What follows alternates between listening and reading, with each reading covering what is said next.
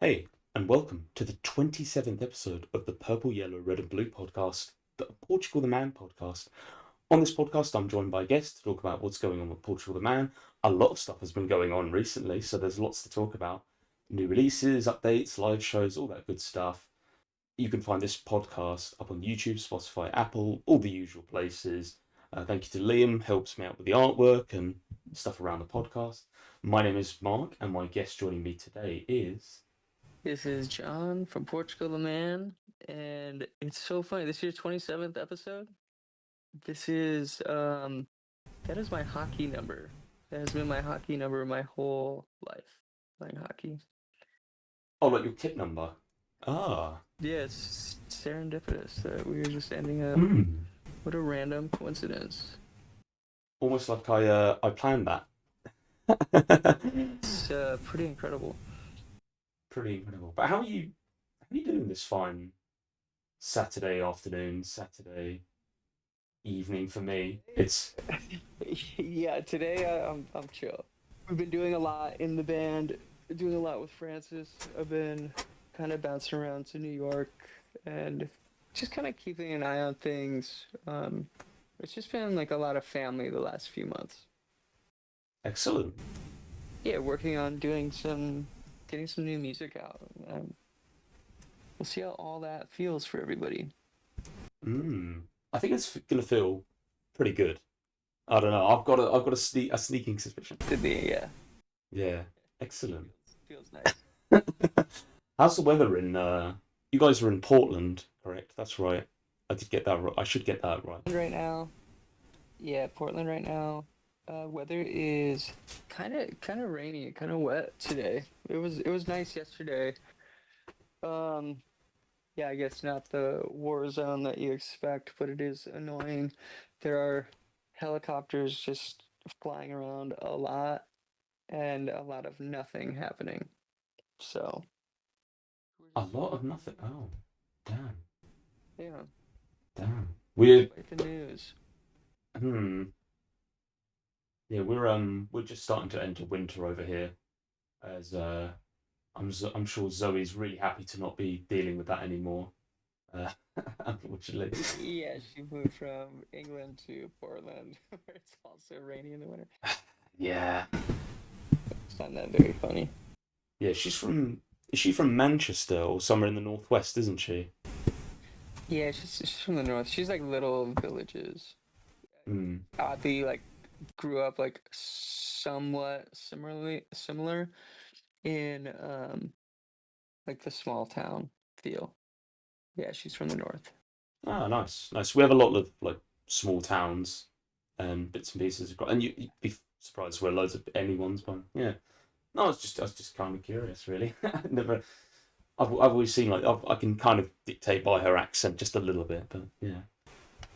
I thought I'd ask to start us off, John, if that's all right. I've got questions, but I kind of want to keep it free form so we can jump in and out. But I first of all wanted to ask about how your jaw is and how Francis is getting on. I kind of feel like it's a good place to start, to be honest. Yeah.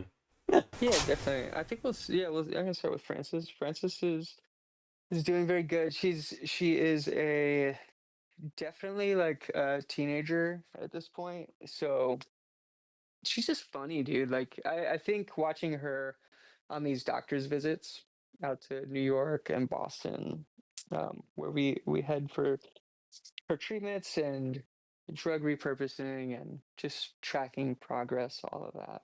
Um, we were just out in New York, and I have to say, like, what a New York kid Frances is. She's so extroverted and just. I was trying to place like another city where you would get the same reactions from people that she gets in New York. She has this thing where she always gives compliments. So she'll be walking down the street, and we had this like 30-minute walk to the doctor and then 30-minute back to the hotel. And the whole time she was just shouting people out and just kind of day brightening for everybody we walked past. She'd be like, I love your dress.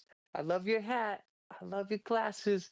And yeah, just like the whole, it got such a beautiful reaction from people.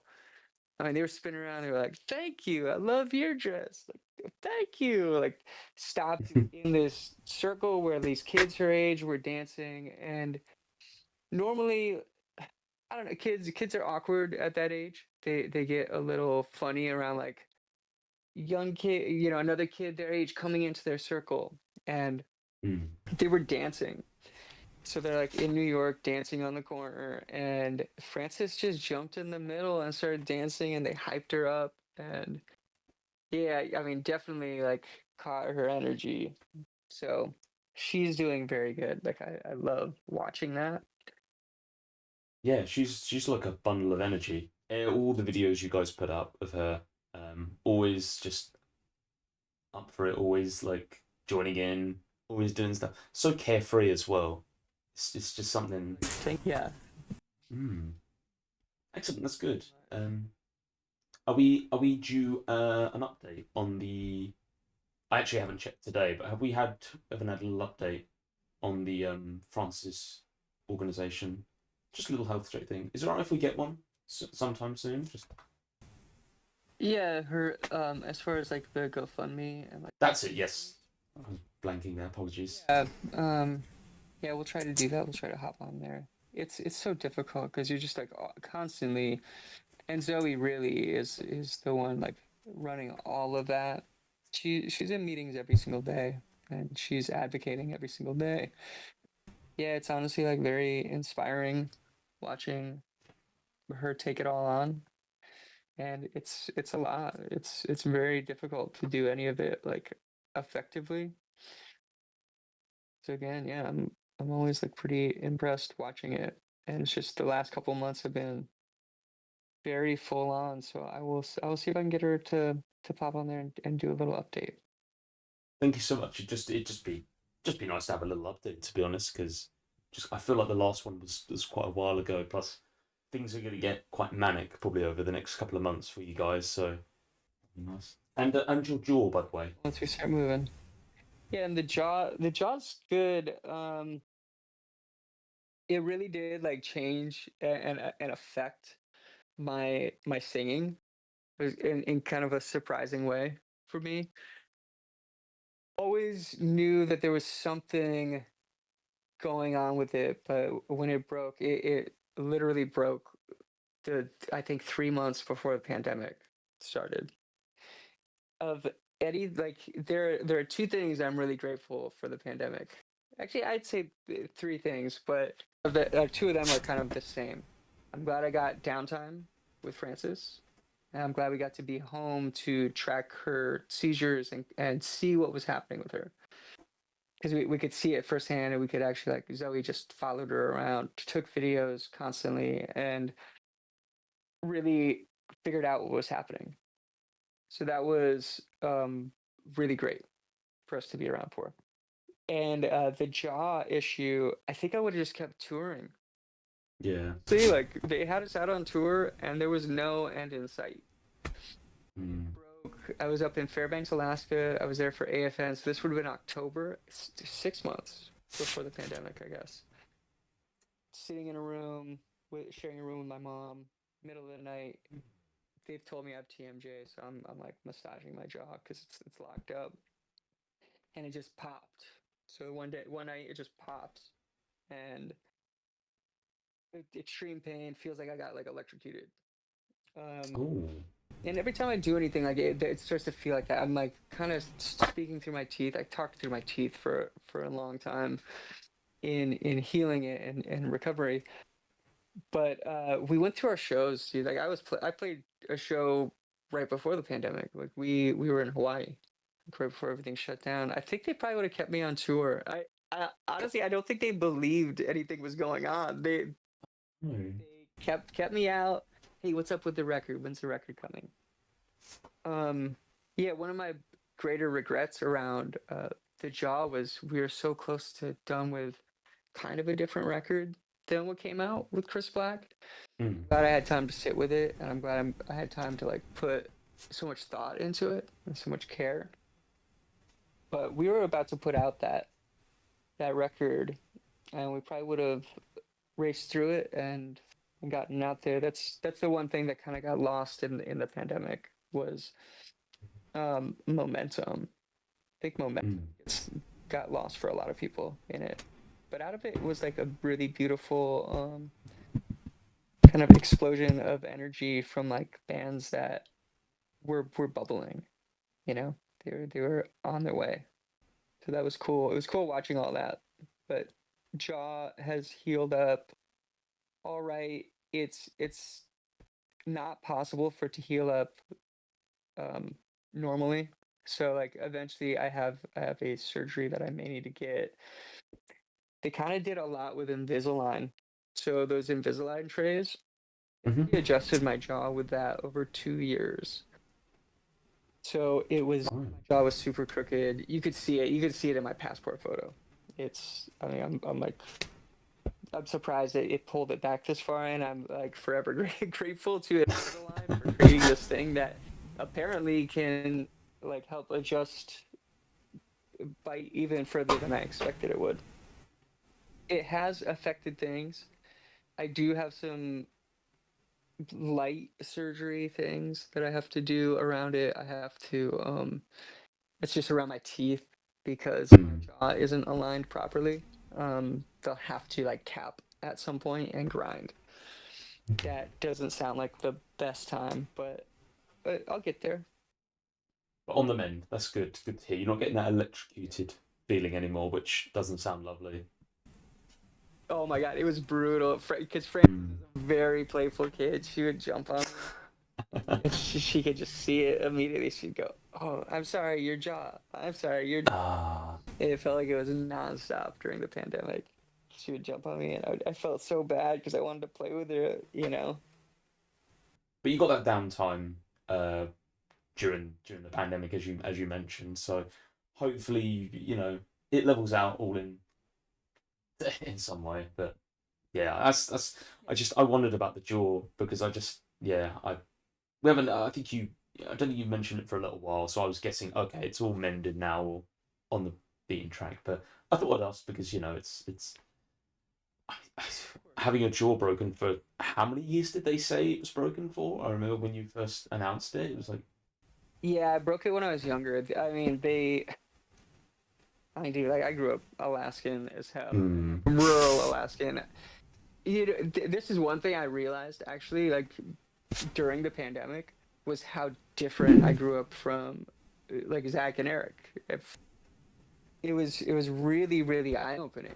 Because that was one of the first questions they asked. They said, "Oh, I guess you broke your jaw when you were younger. Do you remember when that was?" And no, I don't. I don't remember breaking my jaw.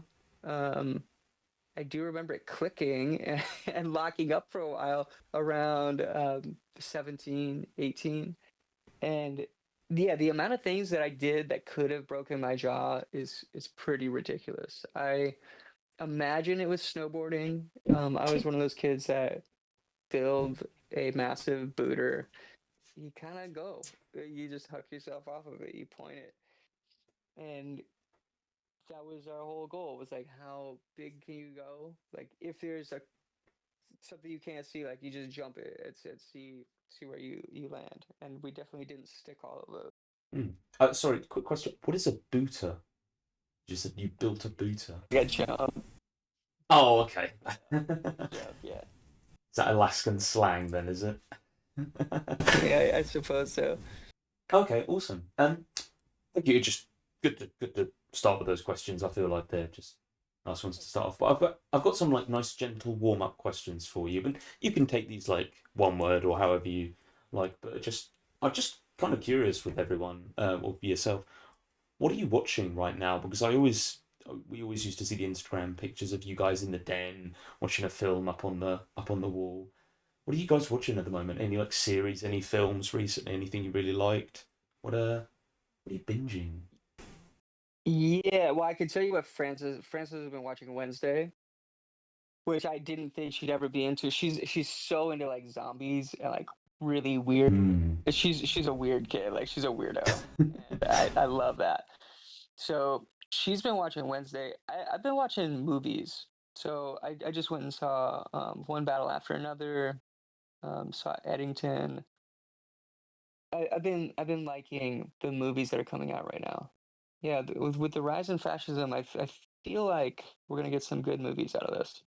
So lots to talk about there. So it's just mainly been movies for me. I haven't really been super deep into anything, if that makes sense. Okay. Yeah, like a series or something. Okay. YouTube. I'm a freak, dude. Like I watch a lot of YouTube. It's a Like good way platform. more than It's addictive. anything. It definitely is. There's always something there. There's always something to learn too. Absolutely, you can learn anything on it, and that algorithm to keep feeding you videos of similar things that you're interested in, it's just like, oh yeah, I'll just keep clicking, and you go down those wormholes. Like, yeah, it's dangerous. um, Very easy yeah, to get sucked in. absolutely, yeah. I haven't watched too many new films this year actually that have come out. I did watch the Amateur with Rami Malek earlier in the year. That was pretty good. It's kind of like a revenge film kind of thing. He's pretty good in it. Um, Really? but I've heard about those other films. You mentioned Eddington and One Battle After Another. They're pretty good, but haven't quite got to them at the moment. Yeah, they're Uh, very good. I like them. what is your favourite film of all time? I do have a favorite, and I think it's Okay. 2001: Space Odyssey. Um, Oh, okay. I watched it super young. The Dawn of Man scene just made a pretty huge impact on me. Growing up in Alaska, I was always looking up. We we were always kind of off grid. We had a generator growing up. Um, we didn't have power. We didn't have a phone. We didn't have cable. We didn't have any of those things. So we would kind of just walk around in the woods and step outside, and there's no light pollution out in the woods. So you would just look up at the stars. I love this idea that something from space just ended up here. Yeah, that's the one I think that stands out the most to me. I love the journey that it takes you on. I love the questions that it begs, and I like it. There's a little bit of interpretation to it. I like movies Hmm. that make you think a little bit more, but that's at very surface level, you know. Um, I think deeper for me, if you're going like off of that, like any of the Ralph Bakshi animated films. I love Wizards, and Fritz the Cat, and Coonskin, and Lord of the Rings, stuff like that. It's like kind of my like wheelhouse. I love that stuff. Oh, okay. Okay. Oh no, interesting. I wasn't expecting 2001: A Space Odyssey. I think I watched. I think I have seen it. I do remember the opening intro. Is it like the tomb or the mon? I can't even think of it. It's like the object, Yeah, the monolith. That's right. Yeah, that's kind of freaky. I remember the first time watching that. But yeah, that film is God. That's 50 years old now or something. More than that, probably. Gosh. And sci-fi has come so much further along. But yeah, a classic. Yeah. yeah. I love kung fu. You know, like kung fu movies have always been up there for me. Star Trek. I love Star Trek. Twilight Zone. Hmm. Yeah, and I think if you're like interested in like watching some things, I saw The Devil. Super exciting. Mother, Thirst. Trying to think like a lot of those like Korean films are really. I love that these movies kind of seem to like go in these like three acts, or they're different acts of. There's this like super intense thing happening, and then the story shifts, and you're focused on the wrong character the whole time. You know, it was over here and it was right in front of you. And then there's like a fantasy element to these movies as well. There's it's very that stuff is fun to me. Oh, excellent. Cool. Oh, thank you. I just kind of curious about movies. I didn't know about them. Excellent. Lord of the Rings as well. God, what a trilogy and the rest. God. Check out the Ralph Bakshi the animated Lord of the Rings and Hobbit. Ralph Facci. 'Cause I've not heard of that. I'll be honest, I've not heard of that. But oh, okay, actually, Yeah, yeah, artist. excellent. And kind of similar but slightly differently. What about like music wise? What are you listening to right now? You know, I will tell you exactly what I'm listening to since we have the Oh, ability okay. to do that. What was I listening to recently? Dude, it's so hard because Francis loves so many songs and so much music. Saul Williams, Schoolboy Q. Oh, what else? UGK. I pretty much mostly listen to rap, so I don't know if I'm the best person to like get music in our world from. Hmm. That's what I listen to. I mean, yeah, that's my zone. That's your zone. Well, I asked because I know some musicians don't, kind of in the process of making an album, they don't really want to listen to other things. They kind of want to just lock in and focus on what they're working on. So I was kind of curious, really. So that you are listening to stuff on the regular. Bensky is something that I listened to recently, and Lil Yachty. Okay, okay, Lil Yachty is cool. that's pretty cool. Awesome. Paris, Texas. God, there's so many things. Listen to so much, so much music. It is your business, to be fair. Like it's your industry. I think we'll allow it, John. I'll be honest. Thank you. Is it true that you're a long shower enjoyer? Yeah, I do. That's a very funny question. Yes, I do. It's it's where I shut off. You know, that's where I go, and there's nothing to do like but think and be alone with your thoughts. And I I like that space. It's kind of the place like I would say that's where I'm the most free, weirdly, it went outside of Alaska.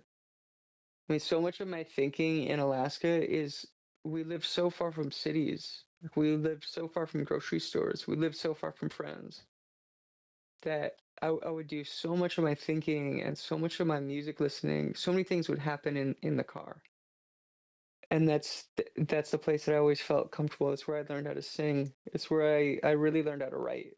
Was in the car listening to music. It wasn't at home with guitars. Guitar always felt like too daunting or something. And yeah, I like that space that you get there. Especially today. Like there's just like everybody has cell phones every time. There's really no escaping it. And I've actually had like more anxiety around phones in the past few years. That's something else that I think came just in the last few years. Social media makes it hard, but it was already there. So I don't think it's social media. I think it's the use of this stuff and the expectation. There's a lot of expectation where I feel like we should be sitting and being conscious of like the, the things around us, and we should be listening and taking in more. And I see people like not using phones as much. Hmm. It's been really nice, but I have like I kind of have crazy anxiety when I see text show up. So when I see Yeah. text show up, I go, "Oh my god, I really got to talk to that person." Yeah. And then I'll wait, you know, because I'm usually in the middle of something. And if I wait, then I don't go back to it. Thing that I'm I'm trying to give myself some like grace with that and just say, you know what? If we're meant to like discuss this, like it will happen. But it is Hmm. kind of a toxic trait like that has come out of nowhere. That's really difficult to get a hold of. And I would say that like I kind of expect it of people too. So like I don't expect you to respond to my text either. I Hmm. kind of expect the same sort of if we're both free at that moment, then you get it. Yeah, that's kind of exactly how I feel about it as well. Like I have my phone off a lot of, when I'm not out. When I'm at home, I'm like, put it away. Just I need that time away from it. Otherwise, you're on it all day, and it's not healthy. You pick it up every like 8 minutes. I feel like you're missing out on life by looking at the same couple of apps, talking to the same 4 or 5 people, or however many people you're talking to. And I was just like, I can see this becoming addictive for me. So yeah, And it does. it definitely does. Yeah. So I asked about the long shower because I went back and did some research on a couple of your past interviews, and it came up, and I was like, I'm exactly like that. I enjoy a long shower.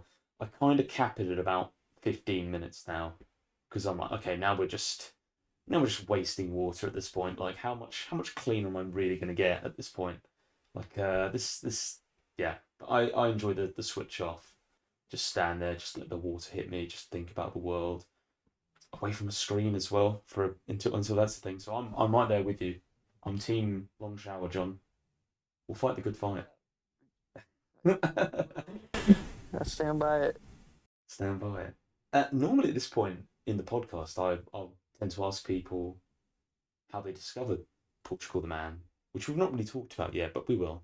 But I can't exactly ask you how you discovered the band that you're in. So, um, how I could tell you. Would you like to know? the origin story? Discovered the band. Yeah, could you tell me how you discovered the band you're in? Thank you. I can tell you exactly how I discovered the band I'm in. Actually, so growing up, I grew up outside of Wasilla. People associate us as being like a Wasilla band, and I think that's mainly because like that's where Zach and Wes and Eric and a lot of us met. Like a lot of us met in Wasilla. So I think by default it becomes a Wasilla band. I'm more like Kinnick, Healy, Willow, Cooper Landing, um, Chena Hot Springs. Like they're like kind of rural places, and we're like outside of Hmm. that. Any love for Badger? Yeah, yeah. We cut the Gourleys stay off grid. They pretty much only hang with the Gourleys, and I had always loved music growing up. I meet Zach and Wes. I have Zach show me how to play bass. That was one thing I wanted to know. Was I saw him playing in the commons area of our high school, and he's in a band. You know, Zach is also like the most popular kid in our school. He a homecoming king. He can deal with like that attention that like I really don't want. I'm like super shy. So I see him playing, and he's playing Rage Against the Machine, and I go, "Wow, those bass lines! I'd really love to learn how to play those bass lines." So I go over to his house. He shows me um, Rage Against the Machine bass lines, Minor Threat, Sepultura, Metallica. Mainly Sepultura though. Like that was like one that was like really big in the valley. Say that name again. So we played a lot of Sepultura. It's a Brazilian metal band. Ah, Greatest. The greatest. I'll give him a listen. I love Sepultura. So I go to his house, I learn this stuff. Kind of start playing with like some friends around that area, around Wasilla. And like playing with like Zach's brothers playing drums with me, uh, playing with my friend James. We play music together. And I've just always had this thing with bands. I don't really want to play in a band. You know, like this is like a weird thing with me. And songwriting to me is like kind of it's solitary to an extent. Like if I'm writing lyrics or I'm writing music, it was just something that I always wanted to make. So I kind of leave this scene where I'm writing a lot of music. Will Elliott is somebody who I like have to cite as being a very inspirational person in my life. He's just like kind of driving me to go and make music. Make what you want. You should be making what you want. You shouldn't think about it too much.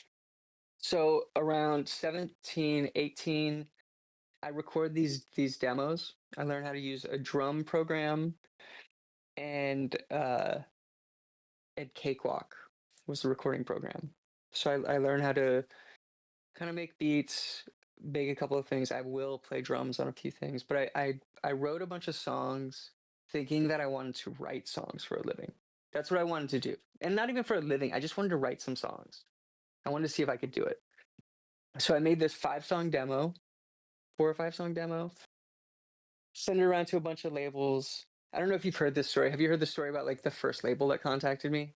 Is this about where they thought you were a woman or a Yeah, essentially, this label called Castlevania calls me, and somehow they get the CD. I didn't send it to them, but I've given out a ton of these CDs. Castlevania, this hip hop label calls me. We're a rap label. I love the music. I want to sign you. My great. Give me a minute. I gotta talk to my people that are non-existent. I don't have people. You just see it in movies, so you kind of say the thing that you think you need to. Like, I need a minute to think before I sign this contract. Okay, I'll call you next week. Guy calls me back and asks to talk to the girl who sings for the band. And I leave that conversation going, okay, I guess I'm never gonna sing again. Oh no. This like rap label thinks I'm a woman, and at the time, like I'm like a pretty like hard Alaskan dude, you know. I do my thing, and like at the time, I was just like, it wasn't. I love that I like sing in that register. I've always loved female vocalists and female fronted bands. And so that to me isn't it as much as it is like what I'm doing isn't coming across. And that's the way I felt. Like I felt like what I'm doing is not coming across. Like it's not registering with them. Like this is also like a metal kid who like I want like a deep voice, like whatever. Like I'm looking for something. So I kind of go back home from this and I stopped playing music for a minute. That demo is already out there, it's floating around, and I'm just kind of done. I'm going back to work and going up to Fairbanks, working 7/12. So I'm working 7 days a week, 12 hours a day doing concrete and painting. So I'm up there and I get a call from Zach and Joe. So Zach Carruthers, Joe Simon call me, and they've gotten this demo. I think this is the music that I made and I want to make for people. They've gotten this demo and they are asking me about like, oh, I didn't know you could sing. And this demo, just so you know, is labeled Anatomy of a Ghost. Anatomy of a Ghost is Mm. my like alter ego. Like this is I'm a ghost. I want to be a songwriter. You know, that's what Oh, that's where it comes from. I don't want to be. It was like a movie title, and I saw it and was like, okay, I'll just go by that right now. Mm. The thing that they're asking me, they're like, I didn't know you could sing. This is crazy. I'm like kind of embarrassed and like flattered at the same time because these are the guys that like I looked up to. They played in bands. They have a band in Portland, Oregon, and they are like tell me that they like the band and you know what weirdly like on this call they're like you know what like do you mind if we can we call our band Anatomy of a Ghost. And I'm like, oh my God, yes, please. Like, this is all I want. This is like my dream is coming true. Like, yes, please take the band name. So they take the band name. And at the time I'm going through like this breakup, they ask if I want to come visit and come to see some shows. I come down there. Um, I'll try to like wrap this up. I'll make it like tight for you, but I go down there Oh no, good. It's all good. find out that they have learned my songs and they've been playing my songs. Oh. We learned some of these songs, but we can't. Our singer can't sing a couple of them. Mm. Dude, I'm stoked because I'm just like, oh, I can't believe it. These people want to play my music. Crazy that this is happening. They're playing a show and they say, hey, would you sing a couple of these songs? Sure, love to. In my head, I'm like, no, don't do it. So I've told myself going down there that whatever you think, like, do the opposite because Mm. you're this like shy, like Alaskan kid, and I want to like break out of that a little bit. I want to do something different. Mm. So I say, okay, I'll do it. Not really knowing what to expect. I don't have a guitar in my hand. Nothing. I go and play the show, and we do these 2 songs, and basically like where this story goes is I ended up playing 5 shows with these guys, and I think we got signed off of our 5th show to Rise Records. Eventually, you get signed to Fearless, and we start like like I'm like singing for this band. By the way, these are 2 brothers that kind of it's their band with Dewey, who runs Pure Pleasure podcast. Do we help us? Oh, sorry. Yes. Yeah, Dewey help us. It's their band really. Like I'm Mm. joining it, and I mean, like I'll just be like honest. Like I saw a lot of things. Like we had management and management. Like they kind of crossed a few lines that I was like, whoa, this is like not good. Mm. Um, so kind of like become like de facto like hey like I'm kind of like directing a lot of this stuff, and I'm like we gotta like lose this. Okay, we can sign to Fearless, but we need like non-recoupable items and kind of take that on. Essentially, like I realized that like playing in a band is not for me. I don't really like that. Like it's like it's so much talking and compromise. I Mm. feel like within art, compromise is really it can be harmful sometimes. Sometimes. Insurance. Music can work really well. Sorry, no, go Yeah, on. it's just something to me. Mm. Um, so this band eventually breaks up, kind of for all these reasons. Like Joe, the reason the band sounds the way it does, like it came up at the perfect moment in like screamo and all this stuff Mm. happening. Because I love Sepultura, I love Pantera, I love the Beatles. Like I love experimental music. I love Yes. Mm. Joe loves Led Zeppelin, and Dewey loves hardcore, and he loves post-hardcore, specifically post-hardcore, like a lot. It was just all these different influences piling up, and so nobody was like really doing the thing that they wanted to do. Eventually, that band breaks up, and I go back to this thing I was doing before I joined that band, which is just recording songs on my own and going in, and I recorded this demo called Under the Waves of the Brown Coat, which was just can I write songs? Can I do this? I think the answer is I kind of know. But I learned some things from like Jake Portrait from Unknown Mortal Orchestra. Mm. Not at the time, he's just Jake Portrait. He's my homie who's recording me. He says, "Hey, I don't think you're singing it in your voice. Like I want to hear your Oh. voice." So he kind of like drives me to like take on this band, and I start this like band. I'm saying band like this. PortugaltheMan starts as a like solo thing. Mm. I'm going in with him, going in with my buddy Gabe Castro, recording these demos on my own. Eventually, we're gonna tour, so I grab all Alaskans. I was like, I'm gonna grab all Alaskans. If I'm gonna tour, if I'm gonna be in a group of people, it's gonna be all my friends. Nice. And you take Alaskans out of Alaska, and they realize like, oh wow, there's a lot of different jobs. There's a lot of different things I can do, and I can be the artist. I always wanted to be. You obviously see like Wes become that, like with Wooden Cyclops. Wes is a very talented artist. Mm. Just different people like branch off and do their own thing. Zach becomes the mainstay. Zach stays with it. So Yeah. he comes into the studio with me. This is like kind of like the perfect start to the band for me because I don't like attention. I'm shy. I just want to make music. So I think you see it like if you go back to like those earlier records. Like I just Mm. started writing. I just started writing everything. I just be like, I'm gonna go in. I lay down a guitar, lay down a bass, lay down keys. I lay down as much as I can, lay down beats until like I can't do anymore. And then it was rad having like friends around where I could be like, hey, will you play like a bass fill right here? Like I could like hand them things. But that whole like beginning period of the band is like very much like that solo world of I'm just making the music I want. I kind of set out for myself.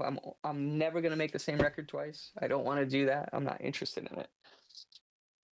I would look at bands and be like, man, it's so difficult. Like how difficult to make the same song over and over Mm. when you go into the studio.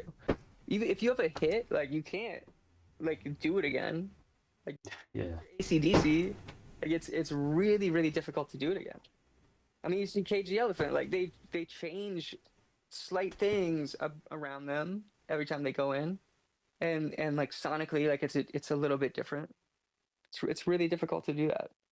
So But they're just open for Oasis, so they're fine. They're they're fine.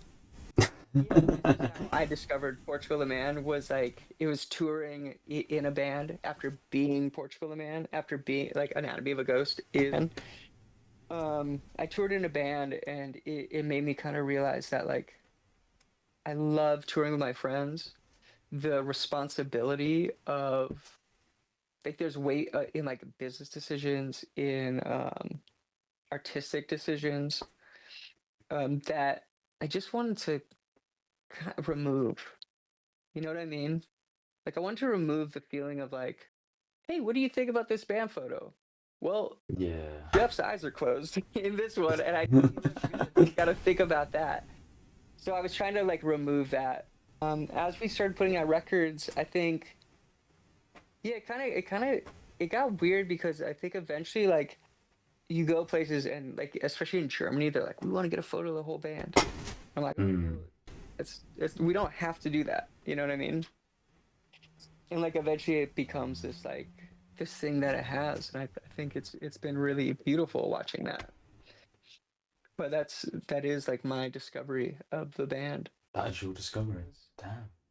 Yeah, you just kind of like doing this and weirdly getting tossed into it professionally pretty early, and making a lot of mistakes and learning from those mistakes, and then kind of looking around and being like, you know what? I think it's a lot easier if, like the again, like up until In the Mountain in the Cloud, and even Evil Friends for that matter. Um, I was just like writing and releasing music, Mm. and I got to tour with people that I like. Yeah, yeah. That's cool. Very cool. Excellent. Well, thank you for the. I wasn't actually expecting you to. I was just basically going to say, when did Anatomy become PTM, essentially? And just you were going to say, oh, it was in 2005 ish. And we would have moved on. But no, thank you for that. There was a lot of names. I've not heard Gabe Castro or Will Elliott in any previous interviews or anything you've talked about. So, or maybe I've just missed them. So, two inspirational. They wouldn't end up there a whole lot, and I Mm. do feel it like credit is like very important to me.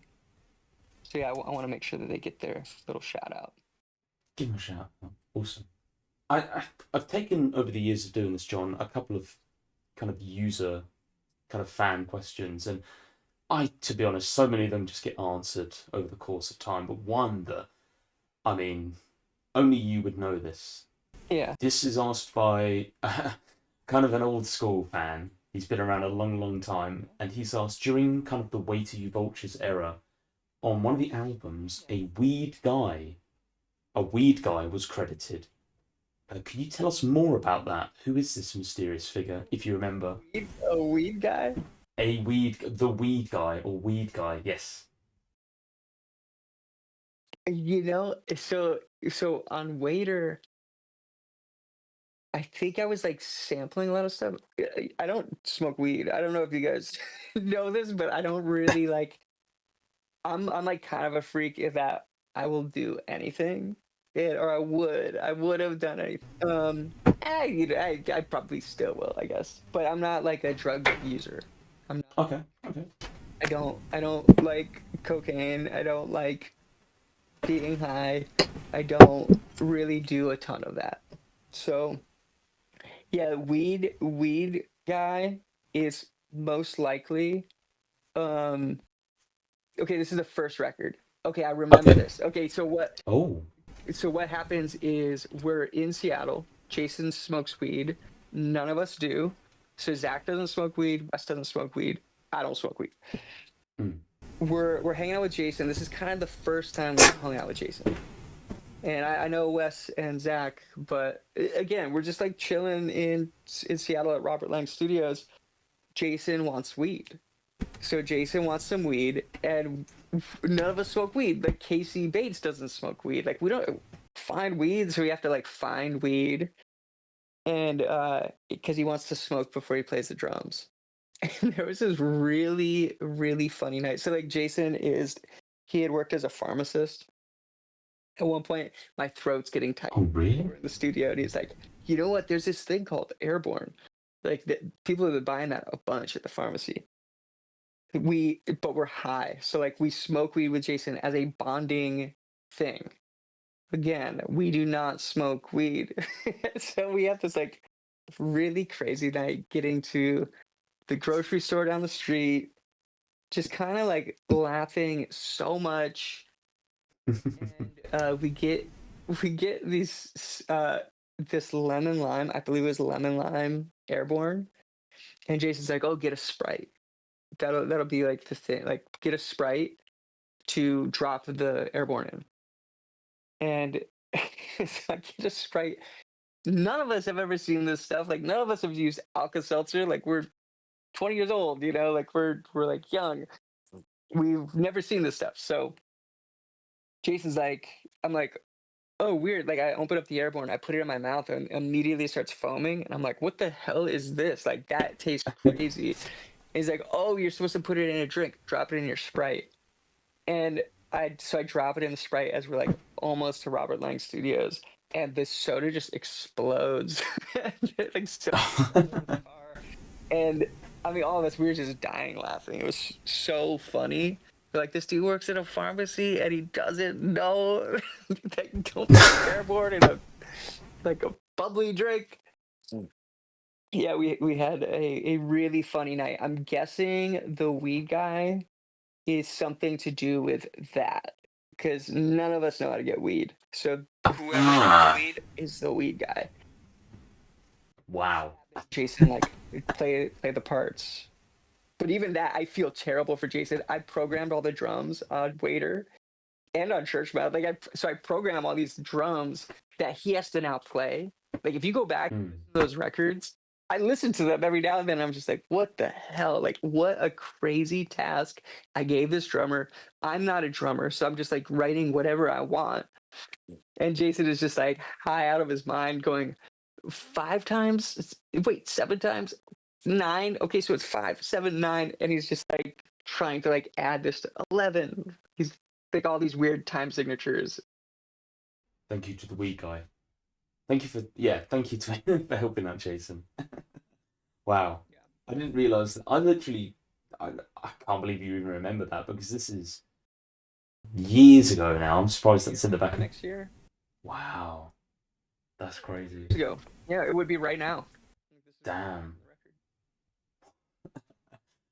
Well, there you go. I'm not gonna dox the fan who mentioned that question, but they're gonna be really happy about that. So I appreciate you all answering that one. That's a very funny question. I've never been asked that, and I would say that that's definitely what that is alluding to, is like the record wouldn't have happened without the weed guy. Without weed guy.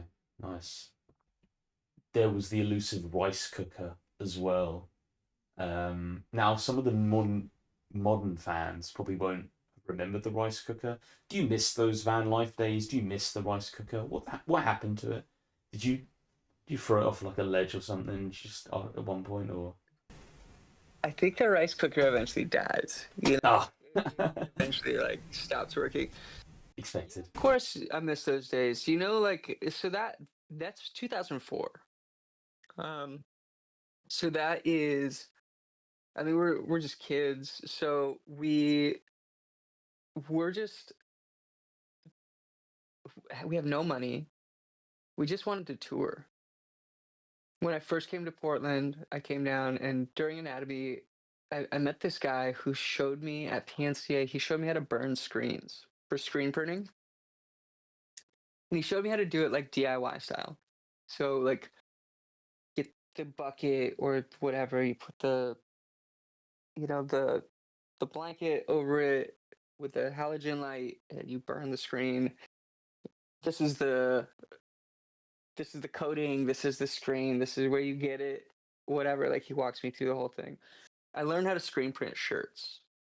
And again, like, just like the singer for the band, I've always been looking for a singer for this band. So if you want to try out, just post your videos. I do watch them, and I do think I don't need to sing for this band for it to work. I think a good singer would kill it. I'm the same way with artwork.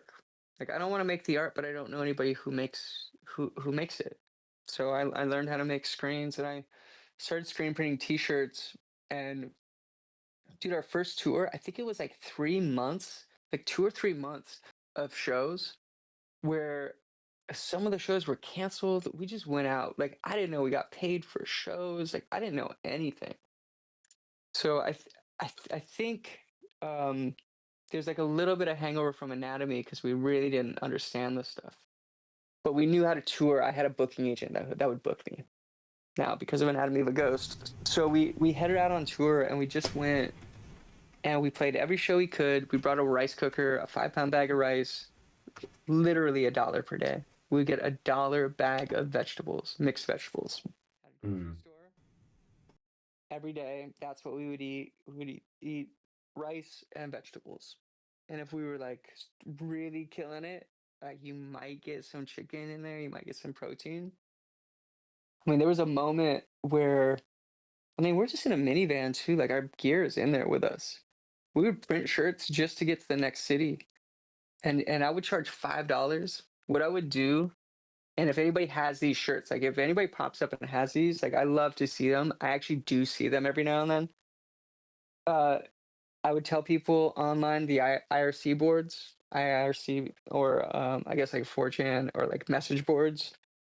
Now, I would go post we were playing, and I would kind of get out to people, MySpace, things like that, that we are playing shows, and I'll print shirts for you over top of bands you don't listen to anymore.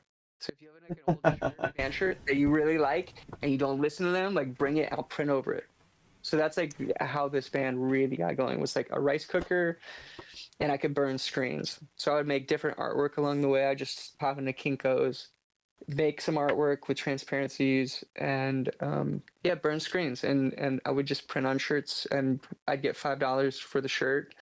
Use like very little ink, and it was like kind of like a win-win situation. It was that's like nothing for a shirt, Mm. and at the same time, like it's like gas money to get to the next city. So that's really how the band started. The band is like, again, like the music may not seem to reflect it for anybody, but like very much comes from like the punk DIY ethos, and kind of very um set in that.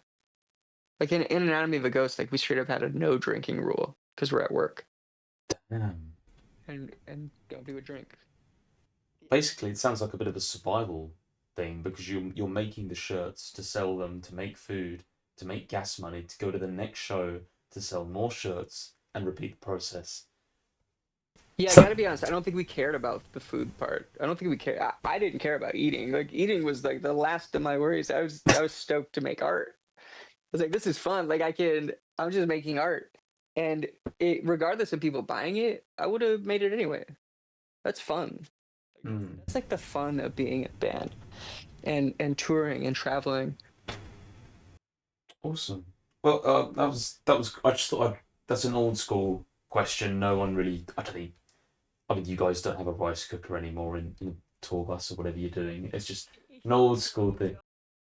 We don't, but you know what? I will do that shit. Like I don't care. Like I have no qualms about.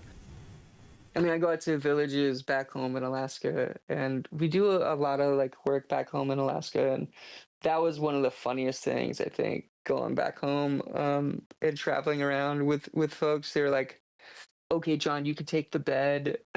The rest of us will sleep on the floor," and I'm just sitting there like, Ah, "No, that's not.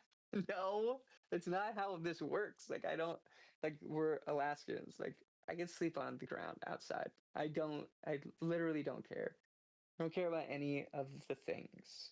That's never been the goal. The goal is like I love shared experience, and I feel really lucky, and I feel a lot of gratitude for like the people who have rolled with me through all this stuff. And I love that I get to meet new people and play with new people and hang with different people in different cities. I'm like an extroverted introvert in that like I really love watching people enjoy things and have a good time. And I love that I could make a t-shirt for you for $5 instead of charging 15 or 20. I love that I could do that and I could make you happy. I love that we could be in a venue and play music and and see people enjoy that. It was fun. Like that stuff is fun to me. I could go back to the rice cooker in a heartbeat. So Go back. It'd be a bit of convincing for Kane and Danny and all the new crew. Be like, oh, we're yeah, gonna get the yeah. I don't really baby down. people that don't that Okay, okay. more. I don't really do that. So I think it's a pretty safe bet. Anybody that's like around me or hanging with me, it typically is like that. Like even if you see me like around like uh I'm trying to think like a celebrity or whatever. I don't Yeah, really big do wigs. that. Like Mm. I'm like a big fan of things, but if you can't roll like a normal person, then I Mm. can't I can't hang with you. Damn, fair play, honestly. Fair play. I guess I know what to get you for Christmas. A Yeah. lot of postage. Just kind of moving through the years as we go here. Majestic Majesty, an acoustic album. I see this question up constantly in the forums and things like, are they going to do another acoustic version? Are they going to do another album that's an acoustic version? Obviously, we'll talk about Shish a little bit later, but would would Shish work as an acoustic album? Do you have plans for anything? Would you like to do anything in that space? Yeah, I've talked about it. Like, yeah, I think I have interest in doing it for Shish, for sure. That that kind of makes a lot of sense to me. A lot of these songs, I mean, to get here, to even get to this conversation about this stuff, there was a reorg at Atlantic, and maybe I'm not even supposed to talk about that, but I'll just say that like I loved Craig Kalman and Julie Greenwald at Atlantic Records. That's who I worked for a decade. Like two of my favorite people in music, two of the most inspiring people I've ever been around. And we finished our contract. And I kind of felt like as I looked around, like we had done everything. Like, PTM kind of did all the things that I wanted to do. I wanted to sit down and I wanted to like write something that reflected the way I felt. Wanted to write something on acoustic guitar again. And I wanted to sit down and do it in the way that I really like doing it. So I invited Kane up and started making this record. And I'm really proud of the way it came out. It is geared to be like an acoustic record. There's a lot going on. I Okay. mean, I definitely in writing it, I knew that I wanted to play with a couple of people. There were a couple of people that I really wanted to jam with. Nick Reinhardt being one of those, Kane Richotte being one, and Danny, Zoe, like kind of keeping it very, very small, you know. Okay. So a lot of these are geared for that. I would love to see a Portugal the Woman acoustic version, or Oh. something like that. So, Shish potential to have an acoustic album version some point down the line. Okay. Yeah, I mean, there's definitely room for it. Like It could work, is what you're saying. I've been talking about doing it. So Okay. if there's time, everything comes down to time. So like it's all a lot easier um, without like everything that's happening in our world. There's a lot.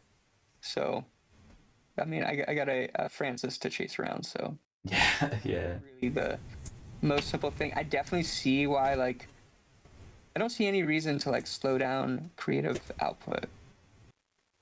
but I do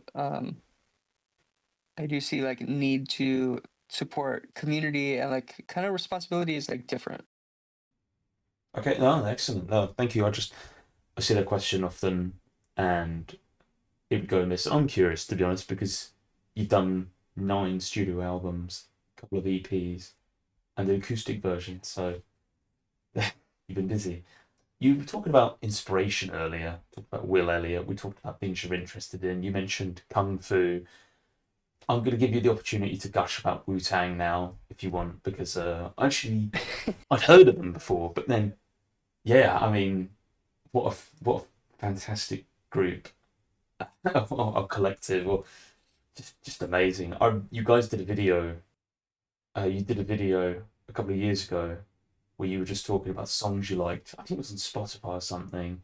I don't remember what it was, and you were just talking about like Wu Tang songs, Method Man songs you like, Old Dirty Bastard, and I've really made that sound quite posh with my accent. I have an ODB.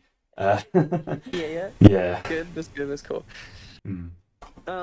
Yeah, Wu Tang to me was it kind of like it represents Portugal Man really well. You have RZA producing music and and pulling together like inspiration, and then you have like a group of friends that can like jump on it, and they jam together. Or that's the way like I viewed it anyway. Like it was Wu Tang to me represented the community. It represented like the nerds. I mean, when they talk about kung fu, like their love for kung fu comes through. When they talk about the things that they see in their city, tasty cakes, whatever it is. But I have like my version of it in Kinnick. You know, I kind of like I really associated with this idea of like a creative driven um community where it's just everything's like focused around this thing and people can come and go. And I think that was always really inspiring to me. If you want to hear what I think about Wu Tang, like you can like listen to a million interviews, but that's like Mm. the real crux of like what like brings me into Wu Tang. Like Wu Tang is this like it's kind of a collective, and they can jump out, they can make solo records. So that was something that like we actually talked about a lot. Like the original goal of Portugal Man was it, I don't know if you've like seen these interviews too, but like it's Portugal Man and the Approaching Air Balloons, which eventually becomes the name of Oh, the label. yeah. And yeah, so Approaching Air Balloons is our backing band. So that's my backing band. And the goal was people are gonna make their own records, and then I'll go be a part of Approaching Air Balloons and be your backing band too. And things just started taking off with Portugal the Man, and it just brought us here. Oh. But I that's didn't know like kind of those. like that idea of like I'm gonna make Wu Tang, and Mm. if people want to jump out and make the Method Man record, like do it, and we will be supportive of it. You're always a part of the crew. Oh, awesome. Awesome. I just thought I'd give you that opportunity, gosh, because I hadn't really. I appreciate that. They were kind of started before I was even born, to be fair. Like 36 Chambers came out 3 years before I was born, so it's kind of hard to go back to it. But yeah, what, I love this stuff. Yeah, exactly. um, I, it wouldn't go amiss if I didn't ask about this. This is a really it's a serious question, John. I'm sorry to ask, but can we have an update about Zach, if that's all right? I hate to ask, but I see all these. Yeah, Yeah, how's his arse doing as well? Is it still red? he's totally fine. Awesome. Cool. He actually ended up going out. He did. I don't know if anybody has done this, but I will say like I'm a big believer in science. Like I did PRP on my lower back. I worked construction and did gymnastics. I did 10 years like competitive gymnastics growing up. So Really? Oh, damn. issues with with like joints and things, and yeah. So Zach he's had issues with his shoulder, um, with his back. That was a fall, like so, like he fell. He posted that. That was a fall at Kyle's house. Actually, he went down pretty hard. I will say that there was a tour, the first tour that we did without him. He showed up at our house and he had ice on his shoulder, on his lower back, on his ankle, on his leg. Bloody hell. He's had a lot of these issues over the years too. Um, this isn't the reason he's like not playing with the band though. You know, I think at that time though, like when he walked in and we saw, I mean, we just saw it like immediately. I was like, "There's no way, dude! Like, we leave in like 4 days." It was like right before tour. He came in, we're like, "There's no way! Like, you can't." And one thing I'll say about this, I have a lot of feelings on what the music industry does, and what I think. I think playing in a band, like where there's like some person driving, it's really easy to forget about your goals and the things that you want to do and the things that drive you. And I could be even more transparent and say that like you start to associate with those things and you start to feel like, well, that is the thing I'm doing, or that is like whatever. And like you justify a lot of these things. I think for me personally, if I'm watching this whole thing, we worked a lot, dude. And I see this with Kyle, and I see it with Eric. There and you don't always get to make that decision. Like I might make that decision for you, you know. And it's out of love. Like I think people need to find their thing, and I think it's been really inspiring following and Eric's journey on this stuff. Seeing Zach out on the river, that's like what Zach was meant to do. You know, he loves fishing. Those last few tours he did, like we're just looking for fishing holes. And do you think like I'd love to have a fishing buddy out there with me? Like that's fun as hell. Like especially Oh somebody yeah. who wants to go do it all the time. I'm an early riser. Like I love doing that stuff. I love that he is doing that. I love that he gets to pursue that and do something for himself and be in that because I think it's given me like it's a good point for me to like reassess things and look at where we're at and really see Kyle like pursuing his lifelong dream of scoring movies, scoring film. He's always wanted to do that. I saw a lot of my dreams like kind of fall by the wayside if I'm like watching all this. I like doing a lot of things. Like I like designing t-shirts and clothes, and I like thinking about things, and I like hanging out with friends. I like snowboarding. I like a lot of things, and I think I watched those things be missed because I was busy with music, and I think it's inspiring. Like hearing some of the music Kyle's making right now is some of the most inspired music I've ever heard him make. That's cool. That's exciting. So Wow. yeah, I know it's different for people, but that's what this band was meant to be. This band was never really meant to be like everybody's there forever. And I think again, like you see it as you go back, and I found a little bit of that like Waiter, Church Mouth, Censored Colors, you know, all the way through Evil Friends. I found a little bit more of that energy, and that's been really invigorating and exciting for me personally. So yeah, updates on Zach's like health and everything. I'm sure like mental health Hmm. is better than ever. It's difficult being on tour. I mean, like everything's there for you too. So like I'm there. Zach, if like can always call me about anything he needs. Oh, Like okay. if you ever need anything, like I'm right there. So like yeah, don't get that wrong. I just think um, it's cool watching people like take something for themselves. Yeah, absolutely. How's his photography going along as well? I know he's a keen photographer, like old school with a proper It doesn't camera. seem like he's doing it. No, On the outside, I'm just watching. Like, where is it? Like, I want to see him do it. he's on a And lake. I always kind of like.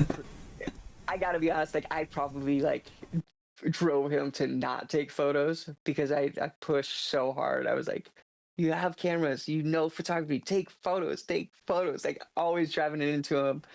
And then Mm. eventually, like Brock Fetch and McClay Harriet come on tour, and they're like, "Dude, take photos." And he started doing it around them being around us. And he was kind of like, again, like the de facto like photographer. Like whenever they weren't around, he was always taking photos. I, I don't know. I don't know like what his passion level is for it. Instead of just like personal, like just liking to take photos. You know. Yeah, no, I get it. I got really into. You get into things in life and they just pass by. And he's so good. Like yeah, I Mm. and in such like amazing situations, and especially now like amazing landscapes. I would love to see what he does with like landscape photography and being out on the river. I think that's like a really amazing book that I would 100% read. Absolutely, he's got the opportunity. You mentioned something earlier though. Kyle screening movies. I think this is the. I think this is the first time this has been announced, unless he's announced it. But he's very. He keeps to himself. At least I. That's my perspective from it. It's So, a whole lot. yeah, he's which I respect to be honest. Totally. Yeah, yeah. With Kyle, I mean, Kyle started playing with me 2012, so he came in around Evil Friends. And I think when Kyle came in, I was like, you know what? Like, I'm gonna try to like bring these guys in the studio a little bit more with me, and like so like you get a little bit more of like there's like certain elements of them on some of those records, like Woodstock and Evil Friends, and yeah, I think it's that's what he's doing right now. That's the thing he's always like told me he wanted to do,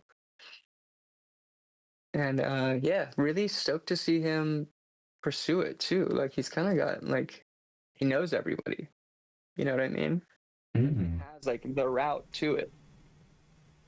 So I'm excited to see what he starts to create and work on within that world. Excellent. And I didn't know you did gymnastics for 10 years as well. That was something Yeah. very nimble. Yeah, that's a pretty funny one that I don't think a lot of people know or would No, assume.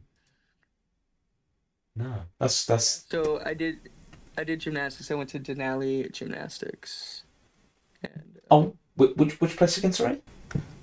it was called Denali Gymnastics. Oh, I think we've heard that place before. I don't know where. Hmm.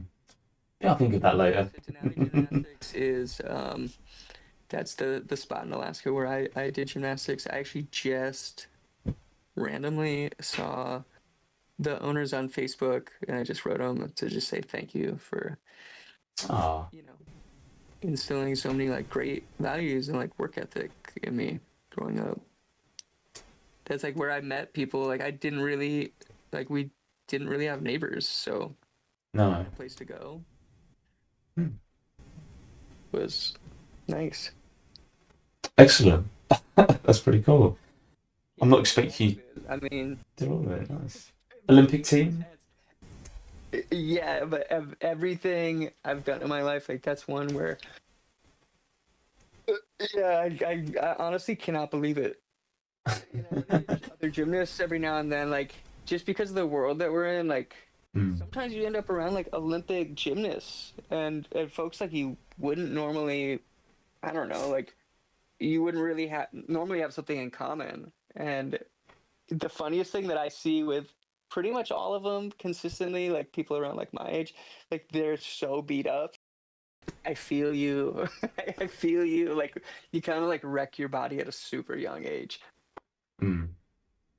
Yeah, because they get It's you like into. beat it up pretty bad, but it's God, worth it, man. Like that, it definitely carries you through life with like a different kind of core strength.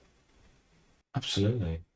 I wasn't expecting to hear that. That really piqued my interest. Thank you. Yeah. Um, How is Jason's restaurant business going, or is this fake news? Is this a load of nonsense? Oh, okay. This is fun to clear up for me. Yeah, I see Okay. this pop up every now and then because people are like, "Oh, Jason owns a restaurant."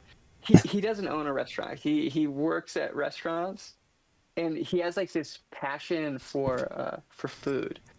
Mm. So yeah, I will tell you like one of Jason's wildest like stupid like little like party trick is he has one of the most uh, sophisticated palettes I think I've ever seen in my life. Like he will tell you Really? everything that's in that thing, and there are these like funny tests where you're like, you can't tell the difference between this beer and this beer or whatever it Mm. is. Like Jason will know it. Jason will do it. Jason will like nail it. He is so funny. He is like when he left.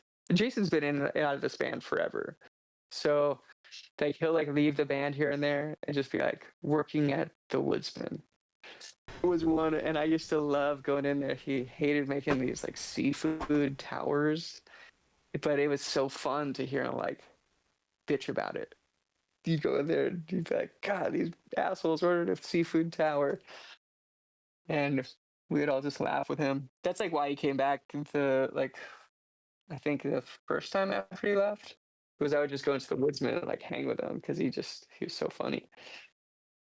And you also did that Taco Bell collab a couple of years back.